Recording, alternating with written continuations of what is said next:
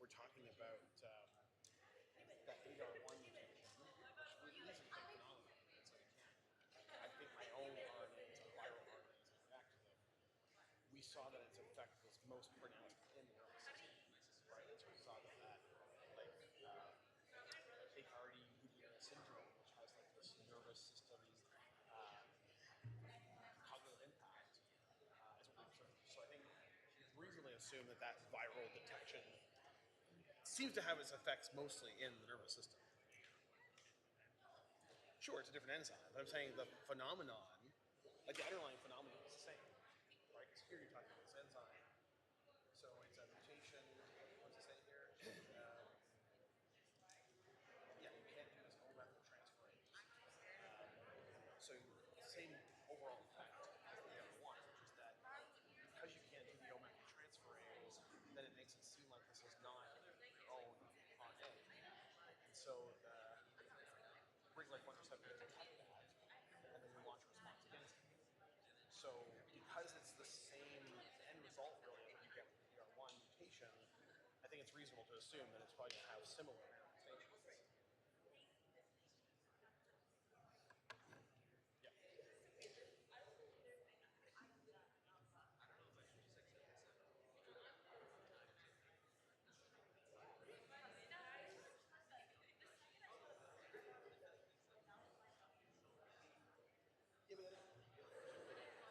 you know inside of you want to know well antibiotics are meant to kill things. I mean maybe you want to slow them down. For the most part, you're trying to kill things. Right? So you inside is still then you can't tell what you kill it. You want to kill it, have all the intracellular contents like released. So you only want to see ATP that's outside the cells. And most antibiotics are targeted to kill the bacteria, not targeted to just slow it down. They want to kill it. Yeah.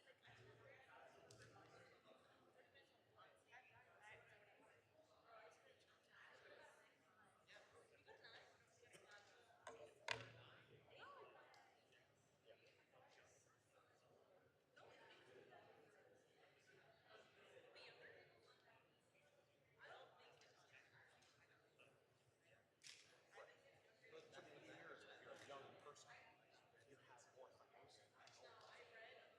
So if I'm injecting, since there's one study where you can see an effect, right? There was no effect of the three studies they saw last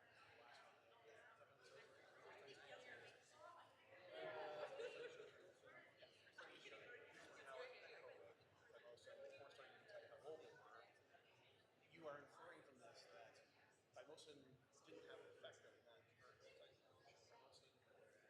This study showed less reduced mortality. There's one study showed that increased mortality, thymosin injections, increased mortality, and only three studies of each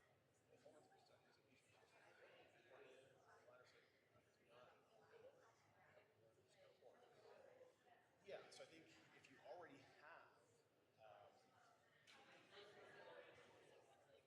you're a younger participant, a younger person, you already have more thymosin, right? So thymosin injection, thymosin injection is useful in older people who don't have as much thymosin, right? So they wouldn't have thymosin, therefore their T cells wouldn't be able to activate, therefore the COVID virus would get right? So you're going to be getting a better reduction in mortality in older folks if you take thymosin injection. The one where we are seeing it, I guess, go the opposite way, right? Where it's increasing mortality. Presumably, I guess I like where it is. I guess it would be better if it didn't have any. It's really nice.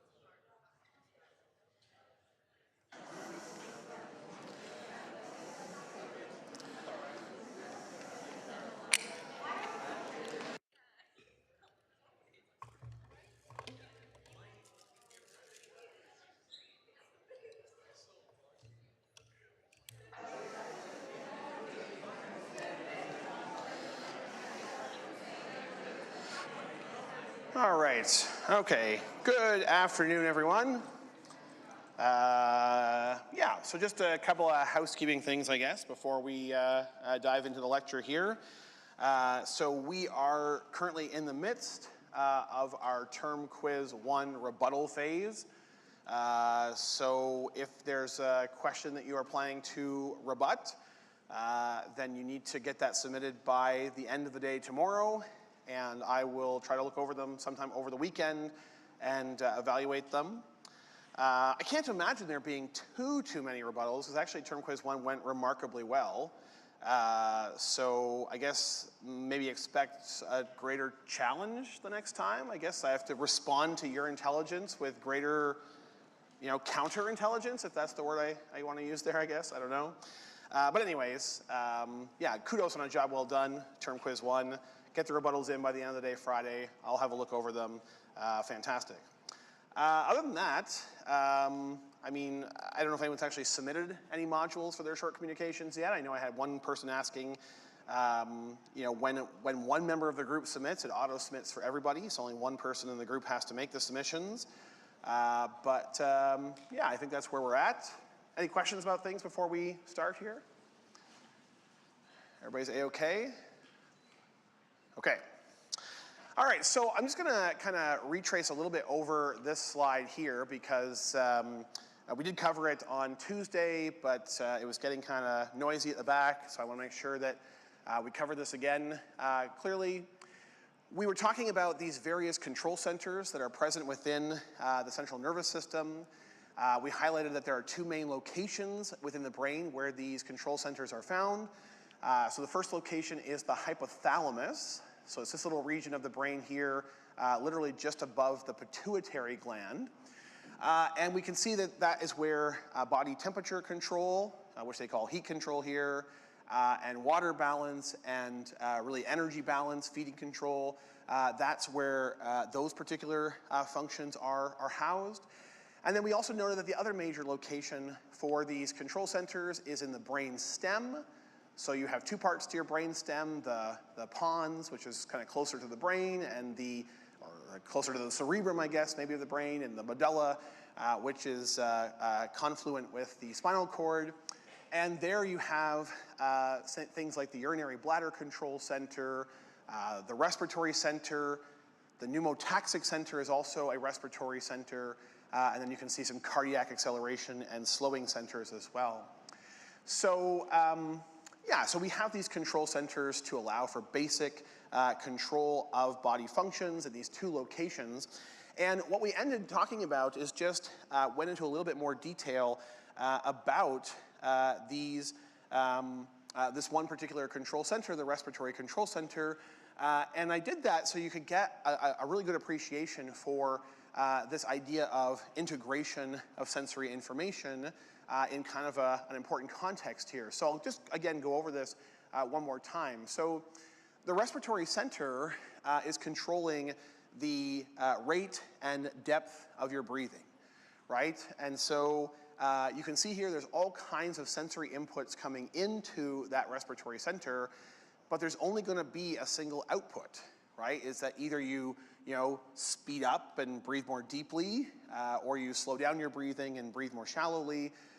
Those are the only two outputs, really, of the respiratory center. So the respiratory center needs to take all this disparate sensory information that it's getting, and it has to make a decision about how to alter the breathing depth and rate. And so we went through and identified some of these sensory inputs. We started with the chemosensors. So you have chemosensors both in the vasculature, especially in the aorta and the carotid artery, and you have chemosensors in the brain itself. And these are monitoring how much carbon dioxide and oxygen is in the blood and in the brain. And so obviously we want to know whether we have adequate levels of oxygen in our blood and in our tissues. We want to know whether we are accumulating carbon dioxide in our blood and in our tissues, and then we want to use that information to alter our breathing. Right? If we're becoming hypoxic, then we want to speed up and breathe more deeply so we can get more oxygen into the body. If carbon dioxide is starting to accumulate within the body tissues, then we want to, again, maybe speed up our breathing to help get rid of that carbon dioxide. So it's important that these chemosensors are sending sensory information to the respiratory center. We mentioned that there are these stretch receptors that are present both in our muscles and in our joints. And so these stretch receptors are able to detect when our muscles are being stretched, when our joints are being bent or extended. And so they will also feed that information back to the respiratory center, because if our muscles are getting stretched, if our joints are bending and extending, it means our body is moving, right? Or at least that's the inference that the respiratory center would make. And if our body is moving, then ultimately we're going to need more oxygen, we're going to have to get rid of more CO2, we're going to want to speed up our breathing. On the other side, it talked about stretch receptors in the lungs. So these are meant to prevent the overinflation of the lung, right? So your lung has a lot of elastic fibers in it, right? It's kind of balloon-like in some ways, and everyone knows if you overinflate a balloon, it blows apart. Well, we don't want our lungs to overinflate and to have that similar damage to the elastic fibers. So we have stretch receptors that basically say, hey, the lung is getting really inflated, let's maybe stop inhalation now, let's start exhalation. So those stretch receptors are feeding information to the respiratory control center.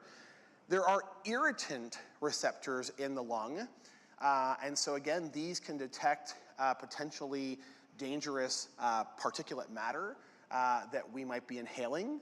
Maybe if you think back to the smoky days we had in the summer and what effect that could have on your breathing, these irritant receptors in your lungs can detect those smoke particles, and then they say, okay, well, let's breathe more shallowly, let's slow down our breathing as a way to minimize further inhalation of these potentially dangerous compounds. Then, of course, we talked a little bit about pain and emotional stimuli, right? So that's being kind of rooted in there indirectly. And again, I demonstrated the other day that, sometimes when people are crying, their breathing pattern changes. You're there, whatever, right? Oh, Tim quiz one, right? So ultimately, we can have the respiratory center being impacted by that emotional stimuli. And lastly, we talked at the very end about how we also can send inputs from these higher brain regions down to the respiratory center. And this allows us to have voluntary control over breathing, right? And so if you wanted to right now, you could just hold your breath, right, and not breathe. You could just decide you want to start breathing like a dog, right? Alter your breathing rate. And so we have conscious control over that process. We also talked about how this is very important for speech, right?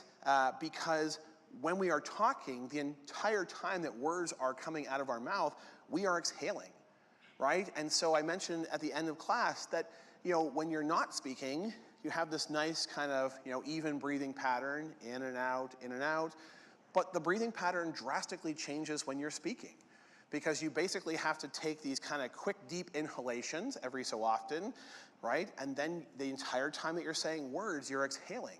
So your breathing pattern goes from this nice constant in and out to more of like a big in, and I should do this wrong, big in and kind of a slow prolonged out, big in, slow prolonged out, so that you can actually say, a stream of words without having to be, breathing in between every word. But of course, a good example of maybe again how all this information gets integrated is think about how maybe your speech gets impacted when you are, say, exercising at the same time. Right? If you are running with someone and you're trying to speak, you're probably going to notice that you can't get out quite as many words in a row per breath because, now you're using up a lot more oxygen to power your exercise. And so you have to be doing more inhalation to bring in that oxygen, and you can't speak rather while you are inhaling.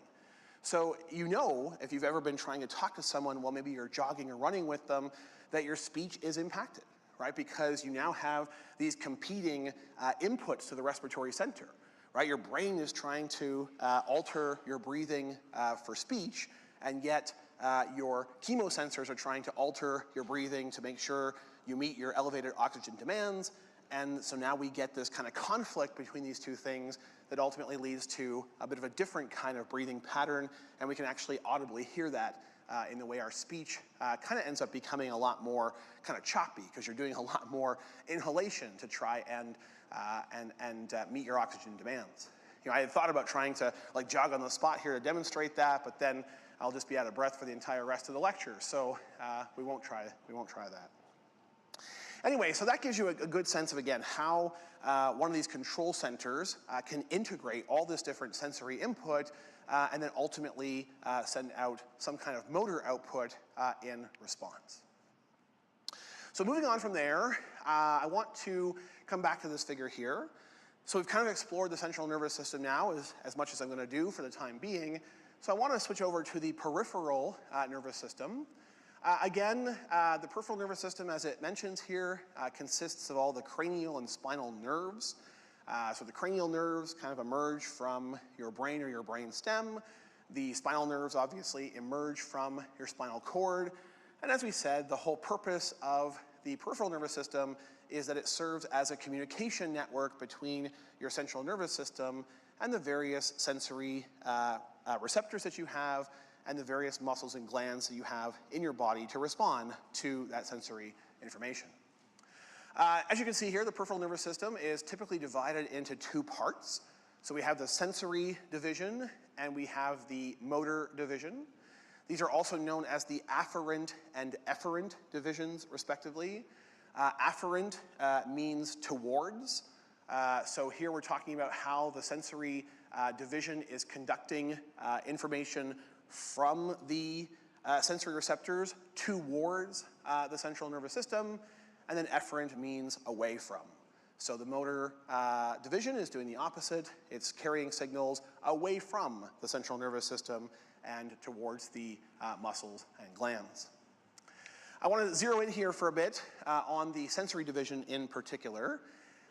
So as it says here, of course, sensory division is conducting nerve impulses from the various sensory receptors of the body towards the central nervous system.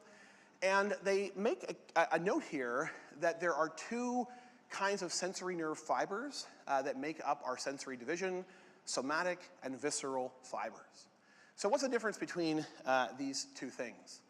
Well, the word viscera refers to any organ that is housed inside a body cavity, right? So we have two major body cavities. We have our thoracic cavity and we have our abdominal cavity. And so any of the organs that are housed in those two cavities, those organs are collectively known as the visceral organs. So, you know, they show here as an example your gut, right? But you can be thinking about your heart, your lungs, your kidneys, your liver, whatever organs you have present within the thoracic and abdominal cavities, these are your visceral organs. And so we have visceral sensory fibers that relay sensory information from those visceral organs back to the central nervous system. The word somatic literally means the body. And so in this particular context, it means the rest of the body, the non-visceral parts of the body. So as an example, you can think of your skin, you can think of your muscles, right? These are the parts of your body that are not housed inside of any body cavity, so they make up the rest of your body. That's what's meant here by somatic in this case. And so here they show sensory fibers going from some somatic structure. Let's imagine it's some region of your skin, and those sensory fibers again are carrying sensory information back to the central nervous system. Now, the question that I want to think about here is, well, why do we take the time to distinguish between visceral and somatic sensory fibers, right? Why do we make that distinction? Well, we make that distinction because it actually helps us to understand a phenomenon that's known as referred pain. So referred pain is pain that you are perceiving as happening in one part of the body, but it's actually originating from somewhere else. And the underlying cause of referred pain is actually illustrated in this figure I have here. Look at how this visceral sensory fiber, innervates this purple neuron here that then sends signals up to the brain. But notice how this somatic structure here, that somatic sensory fiber also sends signals to that exact same purple neuron in the central nervous system that then relays signals back to the brain. What you can see that we have here is at the level of our central nervous system, there is convergence of the visceral and somatic sensory fibers. Those two different fiber types converge when they get to the central nervous system. And the problem with that convergence is, let's imagine that we have pain originating in our stomach here. So that pain signal is carried to this purple neuron. The purple neuron relays that pain signal back to the brain. Now let's imagine that we have pain coming from, our abdominal wall. Okay, well then that sensory fiber here from the abdominal wall relays that pain information to that same purple neuron, which then relays it up to the brain. Okay, let's now imagine the brain for a second. It's getting this same inputting pain signal coming to it, regardless of whether the pain originated in your gut or your abdominal wall. So how in the hell is it supposed to know where the pain actually came from? And the answer is it has no idea. It just makes a guess. And 95% of the time it guesses that it's coming from the somatic structure because, in all honesty, you're probably more likely to have some kind of abdominal injury causing pain than you are to have some kind of damage to your stomach organ. So this is the origin of referred pain. This fact that you have sensory fibers from your visceral organs and sensory fibers from your somatic body regions converging onto the same set of neurons in your central nervous system means your central nervous system cannot distinguish where the pain is coming from, and therefore it simply guesses. Now, the classic example of referred pain is when someone is having a heart attack, right? Especially if you think about men, because this is what we know a lot more about this. But when men are having heart attacks, right, they very commonly feel chest pain and pain radiating down their left arm. If you look at this referred pain map, you can see that, right? They are showing us here the heart, and they're showing how we can actually be having a heart attack, and so pain is originating from our heart, because our heart muscle is starting to die due to the lack of blood supply, but we don't perceive that our heart is in pain. We perceive that our left chest and left arm is in pain, right? So that's what we mean by referred pain, that you are perceiving the pain as coming from your chest wall or your left arm, but it's actually, in fact, originating from the heart, okay? And so you can see the referred pain map here. The way it's set up is that they have, on the right-hand side here, a whole list of visceral organs, and then they're color-coded, and on the map they show you the parts of the somatic regions of your body that have convergence with those particular organs, and therefore are going to have this referred pain relationship, right? So another good example here would be, think about your liver and your gallbladder, right? On this referred pain map, they're showing us that shoulder pain, for example, can occur when people are having pain in their liver, right? So you might be sitting there thinking like, man, my shoulder really is aching, right? And maybe you go to a physician's office and they kind of examine your shoulder. All looks good. I don't see why you'd be feeling pain. What that physician should be thinking next is, okay, I see no reason why the shoulder should be a source of pain. Let me now think about this as a possible referred pain. Let me start examining your liver and gallbladder, right? Maybe you've got liver problems. Maybe you've got gallstones manifesting as shoulder pain, right? So that's what we mean by referred pain. And it has everything to do with how we have these somatic and visceral sensory fibers converging on the same neurons within our central nervous system. Another specific example I'll give here, just so I have a little story that goes with it, is note the appendix here. So the appendix, it refers its pain here to kind of the lower right quadrant. This is a region that is known as McBurney's point. And if you are experiencing pain in McBurney's point, that lower right quadrant of your abdominal wall, that is usually an indication of some problem with your appendix. I'll tell you a little story. This is from maybe, I don't know, 8 years ago or so. So my youngest daughter, you know, she was probably about 8 at the time. She was complaining that she had tummy issues, like, my tummy feels bad. And so my wife gave her Tylenol, I think, which probably gave her autism, I think, according to all the news I've been hearing. But in any case, gave her some Tylenol to control the pain. And then the next morning, asked her, how's your tummy feeling? She's like, it feels pretty good, except for this like lower right quadrant is still hurting. Now here's a time where, you know, I try to turn my academic brain off when I'm at home because nobody around the house wants to hear these things. But I did not clue into the fact that this is probably an appendix issue. So because the pain didn't reside, or didn't subside rather, we eventually did take her to the Children's Hospital, and they were like, yeah, her appendix is perforated, we have to get it out right now. And so she spent the next day in the hospital, and then this is her recovering from her appendix removal, living her best life there with some pudding and iPads and things. But yeah, anyways, a little personal story related to referred pain, and also just reminding me that sometimes academics can be pretty stupid and clueless, especially when they're, you know, not in the lecture hall talking about McBurney's point. Sometimes they forget about the stuff they know when they're in a different context. Anyways, we're good on referred pain, that all makes sense? All good there? Okay. So coming back to this figure here, I want to switch over now to the motor division of the peripheral nervous system. So again, you can see it's comprised of motor nerve fibers. And as it says there, they conduct nerve impulses from the central nervous system towards the various muscles and glands of the body. Now you'll also note here that the motor division is in turn divided into 2 parts. We have the somatic nervous system, and we have the autonomic nervous system. The somatic nervous system conducts impulses from our central nervous system to our skeletal muscles, okay? And so that's its function.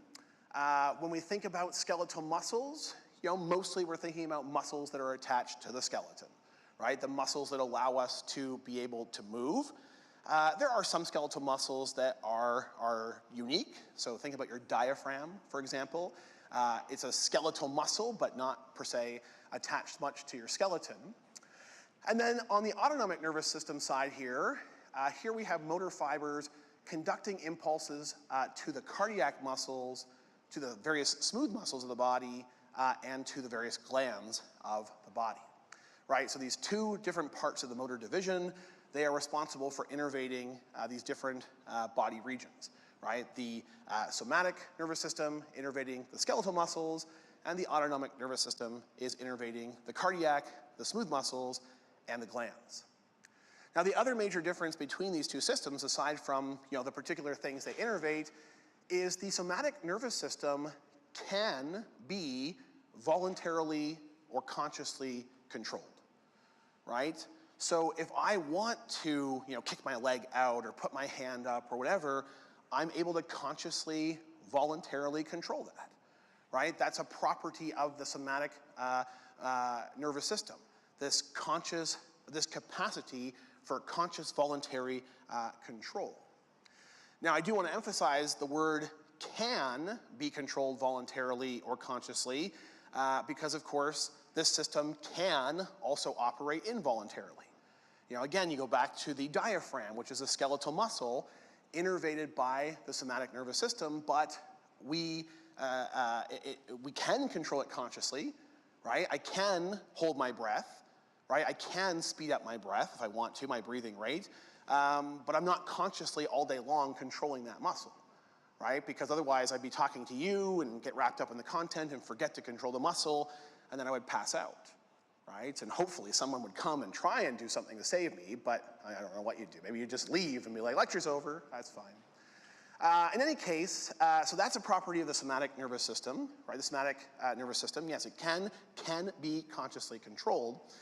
On the opposite side, the autonomic nervous system cannot be consciously or voluntarily controlled, right? It's entirely involuntary control, right? So when you think about your cardiac muscles, right, that make up the wall of your heart, right, no matter how much you sit there and go, heartbeat faster, heartbeat faster, heartbeat faster, you can't make it happen. You can't will your heart to beat faster.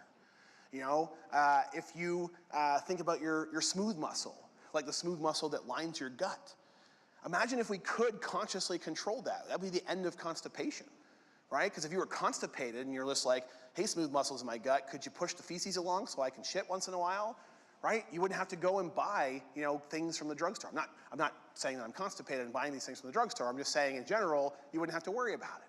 Same with your glands, right? Imagine if you were, you know, sweating profusely because it's so fucking hot all the time anymore in your office, in these buildings, wherever. Wouldn't it be great if you could just like consciously tell your sweat glands, like, hey, sweat glands, can we not sweat right now? I don't really want to have pit stains while I'm standing in the middle of this open space talking to people, right? If we could do that, well, then we put all these like antiperspirant companies out of business too. But we don't have that capacity. We cannot voluntarily control the autonomic nervous system. Now in turn, the autonomic nervous system is divided into two parts itself. There's the sympathetic division and there's the parasympathetic division. The sympathetic division, as it says here, kind of mobilizes the body for activity, right? So the way I like to think about it is your sympathetic nervous system becomes more active as you become more active. And its job is to basically, you know, turn on body systems that are needed for sustaining that activity and then turn off body systems that we don't need when we're active. And the parasympathetic division does the opposite, right? It's basically trying to conserve energy while you're at rest and promoting what you might call basic housekeeping functions, digestion, urination, right? So these are two opposing systems here. So I want to dive a little bit more deeply now into the whole motor division a bit more. So I've got this figure here to guide that conversation. So again, you can see here, we've got our somatic nervous system, our autonomic nervous system, which we can divide into parasympathetic and sympathetic. I just want to think a little bit about the structure of these different components and especially think about the neurotransmitters that they use to stimulate the muscles and glands that they do. So we'll start at the top with the somatic nervous system. So in the somatic nervous system, you have a single neuron that connects your central nervous system all the way through to the various skeletal muscles of your body, right? So it's a single neuron, right? Has a cell body somewhere in your nervous system, and then a single axon that goes all the way to whatever skeletal muscle it's going to innervate, all right? And then a couple things you'll notice they highlight here. One is that axon is heavily myelinated, right? We're going to talk more about myelination later in the course, but the function of myelinating an axon is to speed up how fast it can transmit nerve impulses. So heavily myelinating these somatic neurons, these somatic motor neurons, is going to allow you to be able to very rapidly, you know, move, for example, in response to a conscious decision to move, right? If I want to put my hand up, I can do it right away, right? It's not like I'm sitting here going, put my hand up. There it goes, right? We can do things lickety-split because we've got this myelination on these somatic fibers that allow for those impulses to travel quickly from our central nervous system to our skeletal muscles. They also highlight here that the neurotransmitter that is used by these neurons to stimulate the skeletal muscle is acetylcholine. That's the only neurotransmitter that vertebrates in general, it's not just humans, but vertebrates in general, that's the only neurotransmitter that they use in order to stimulate their skeletal muscles. If you studied any, you know, invertebrates, they have lots more neurotransmitters that they use for their skeletal muscle contraction, but in the case of vertebrates and humans, it's exclusively acetylcholine. And the other thing they note here is that the only effect of the somatic nervous system on skeletal muscles is to stimulate those muscles to contract. Okay, so there's no capacity to inhibit muscle contraction per se of skeletal muscles. All we can do is either contract them or not contract them. There's no inhibitory input that we can send there. Let's go down to the sympathetic nervous system. So a little bit different in its organization because as they highlight here, you have a 2-neuron chain that connects your central nervous system to your cardiac muscles, your smooth muscles, and your glands here. So one neuron leads from the central nervous system and then terminates in what's called a sympathetic ganglion. So the word ganglion just means a cluster of cell bodies, a cluster of neuronal cell bodies outside of your central nervous system. All right, so you have some of these clusters of neuronal cell bodies kind of just outside of the spinal cord. And so you have neurons that are going from the central nervous system. They are first kind of ending here in this ganglion. They are stimulating another neuron, and then that neuron ultimately connects to the various, again, smooth cardiac muscles and glands of the body. You'll note here that the neurotransmitter that is released by the sympathetic nervous system to act on these cardiac smooth muscles and glands is norepinephrine.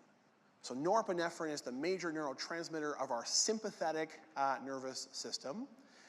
And you'll notice that the actual effect that norepinephrine has can either be stimulatory or inhibitory.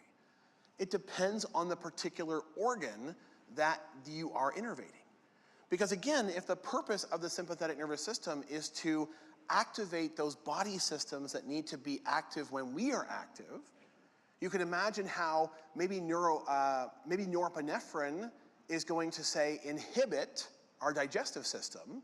We don't really need our digestive system to be active when we're running around, but it might then stimulate the cardiac muscle to beat stronger and faster, right? Because when we're running around, we need our heart to beat faster and harder to help circulate more blood so we can get more blood to, say, our muscles, right?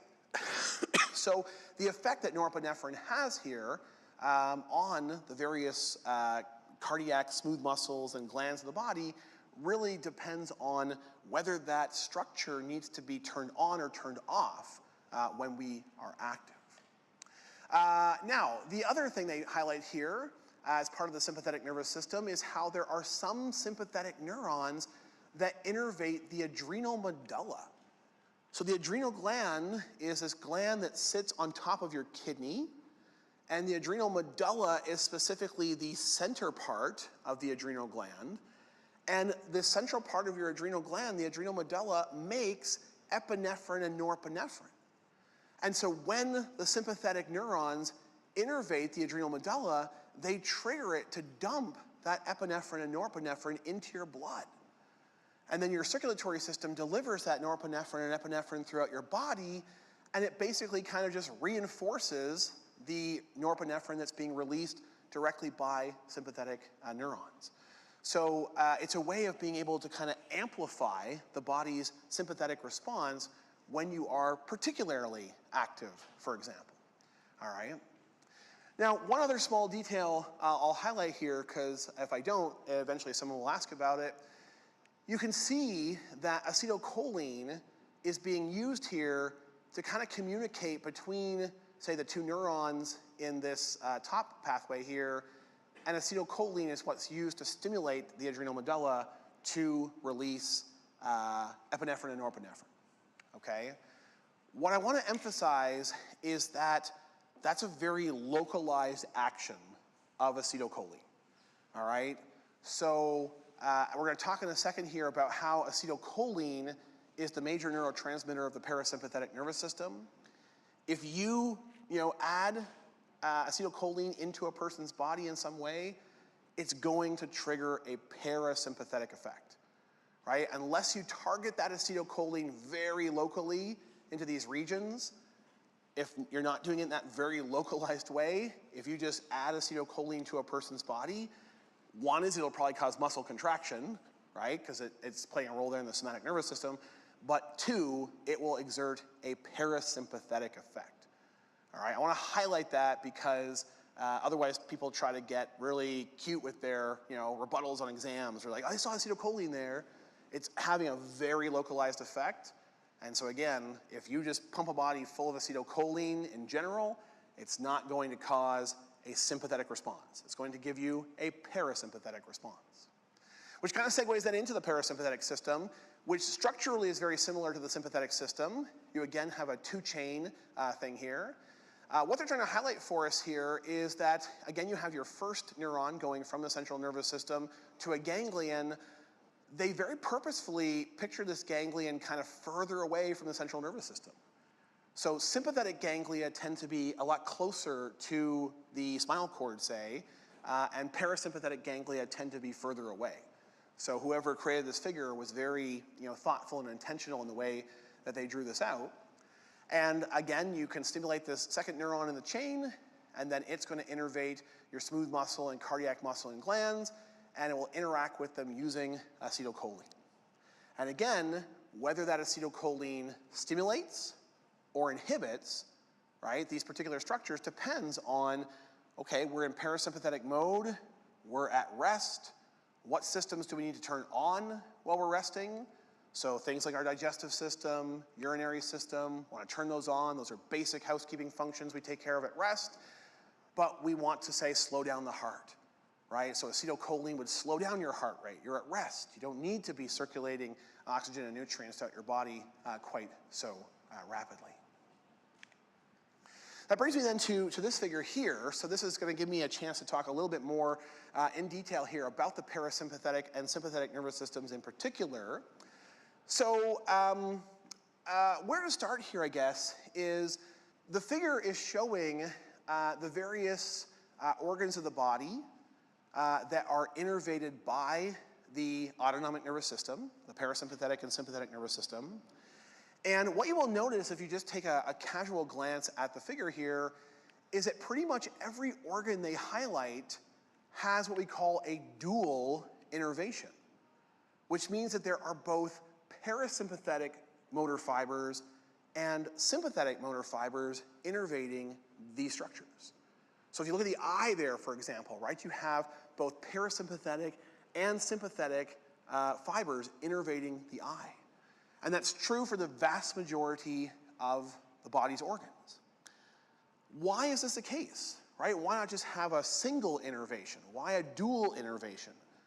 Well, the answer to that question, and most textbooks give this analogy, which I really like, is they kind of answer the question with a parallel analogy. They say, well, why does your car have both a brake and a gas pedal in it? Because you could argue that that's redundant. You could argue that you just need the gas pedal, for example.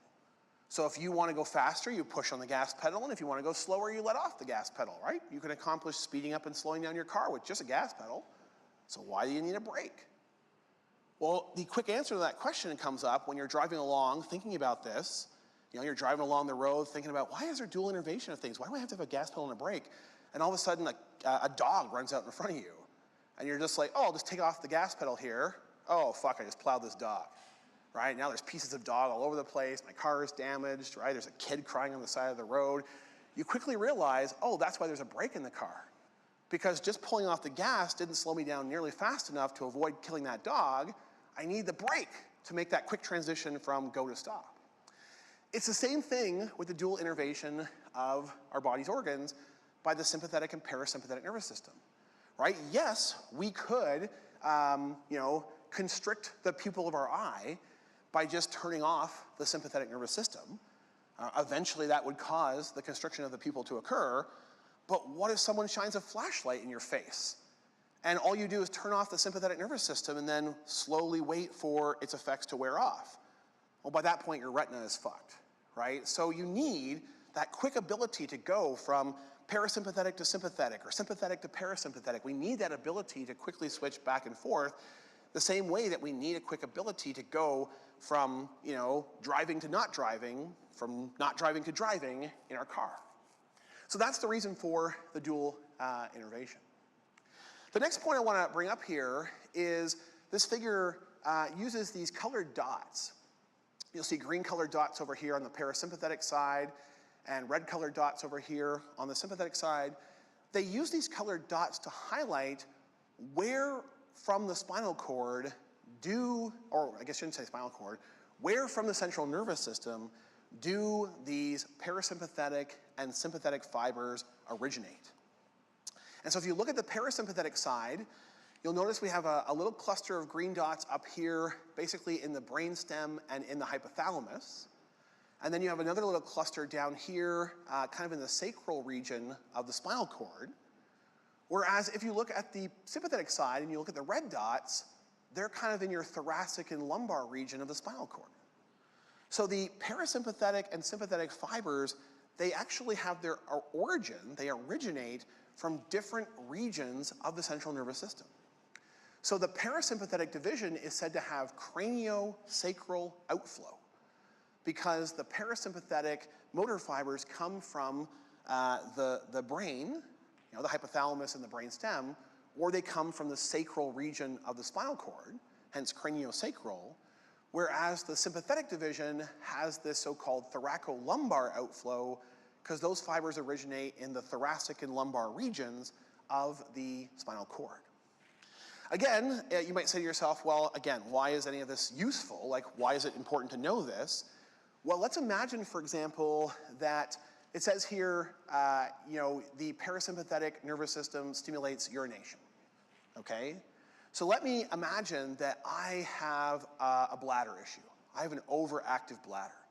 I can't even make it an hour through this lecture without having to pee, having to leave, right? That's a pretty bad thing to have if I'm gonna be a person who lectures for an hour and I can't even stand for an hour without peeing.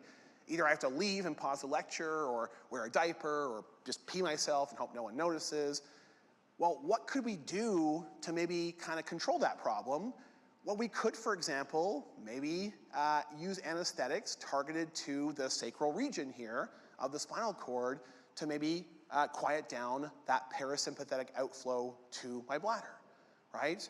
As a way to hopefully minimize that urination stimulation.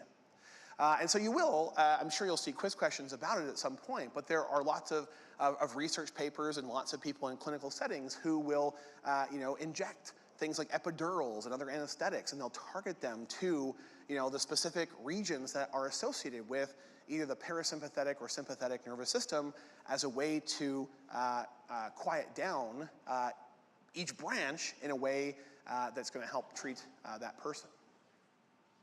Okay, the next thing I want to do here is I want to kind of go through the various organs that are pictured here and just talk a little bit about the, again, effects of the parasympathetic and sympathetic nervous system on these different organs.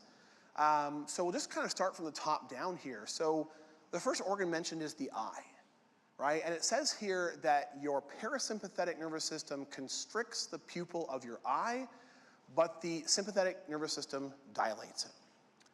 So why would our sympathetic nervous system dilate the pupil of our eye? Well, we turn on our sympathetic nervous system when we're active. Why do we want to dilate the pupil of our eye when we're active? It's because we want to enhance our vision, right? We want more light coming into our eyes so we get a better visual perception. And that's important when we are, say, running around, right? If you imagine that you're going to have to leave this class and run to your next class across campus, you want to be able to see very well as you are running, right? So that you don't trip on the stairs, you don't run into people, you don't get hit by a car as you're diving across the road.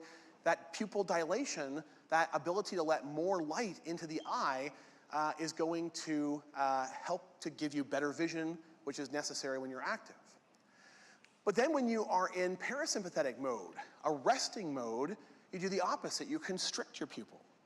Well, you do that because A, you don't really need that enhanced vision when you're not active, and B, as I alluded to before, by constricting your pupil, you better protect yourself against a sudden exposure to a bright light. So it's kind of a protective mechanism to keep your pupil more constricted while you're resting. In terms of saliva production, so salivary glands are next here. In terms of saliva production, it says here the parasympathetic nervous system stimulates saliva production and the sympathetic nervous system inhibits it.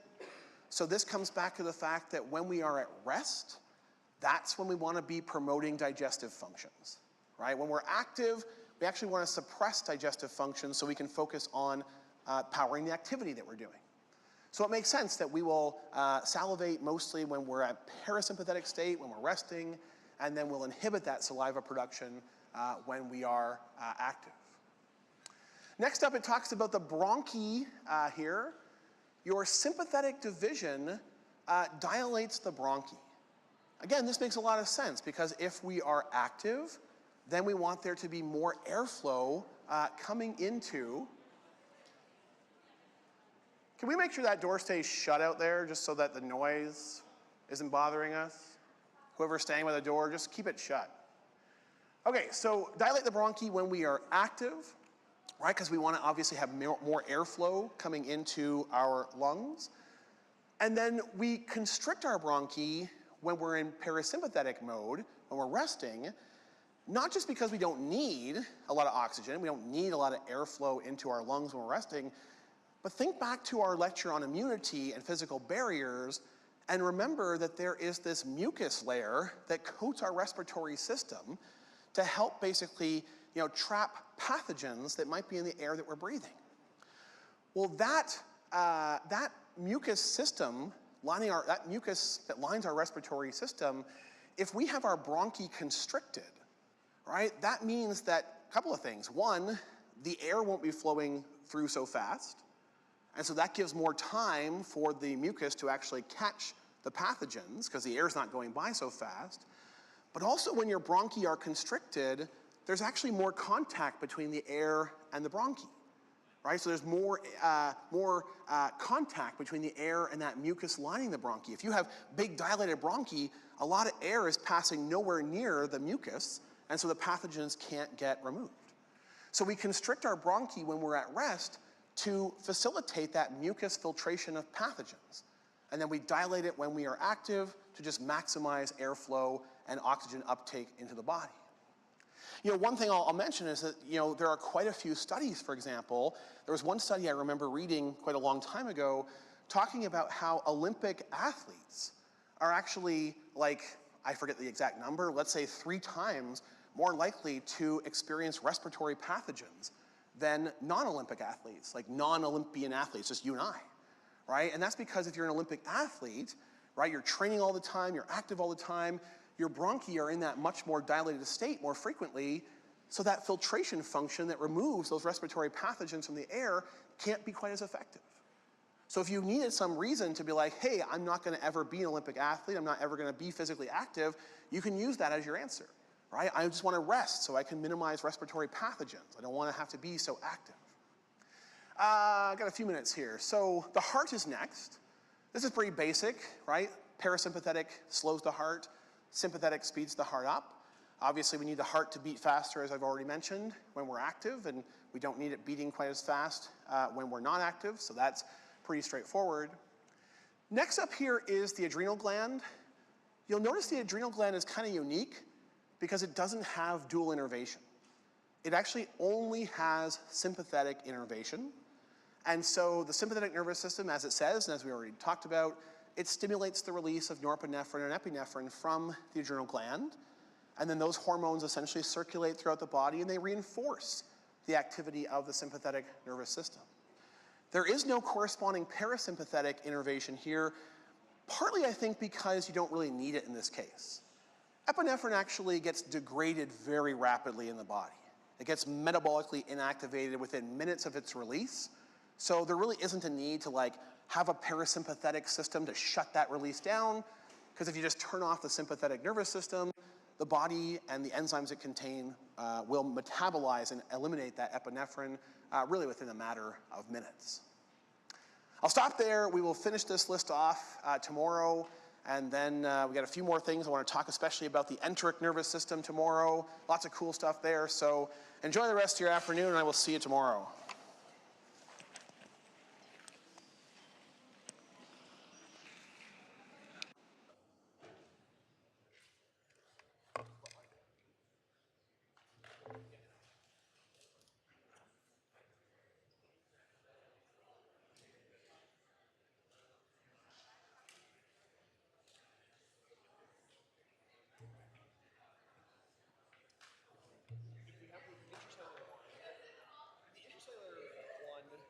Will go into even living bacteria and then detect the ATP and report it back, right? So to me, that's the problem, because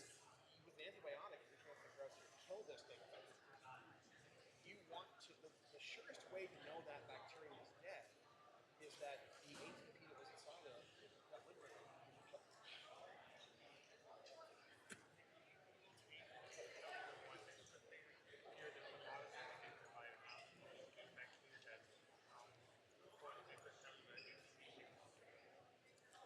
Say that again. So what? Say it one more time.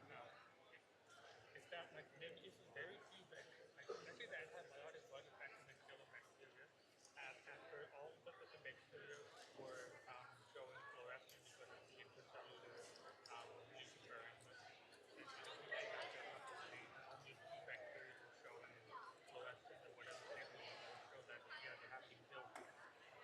I think the problem there is that the ones that did get killed, when they released their ATP, that luciferin is still going to detect it, right? So you're suggesting, I guess, like once they get killed and they release their ATP, I guess, like okay, that ATP has to get metabolized and eliminated, I guess somehow. How's it being metabolized? Like it's still going to be there. So even if the intracellular anesthetic is being somehow Yeah. report the signals. Yes, right. That's the thing. Yeah, because that's the idea. So even so, the intracellular luciferin will be able to detect both what's inside and what's outside, whereas the one that can't go in can only detect what's outside. Yeah, that's the key. Yeah. Okay. Perfect. All right, let's walk inside here.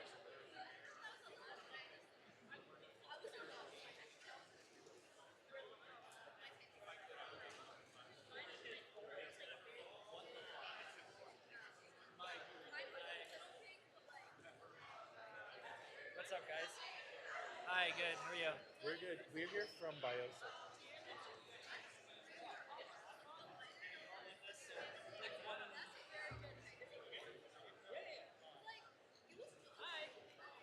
have one question. Is what we're teaching today and tomorrow going to be on the test? Yes.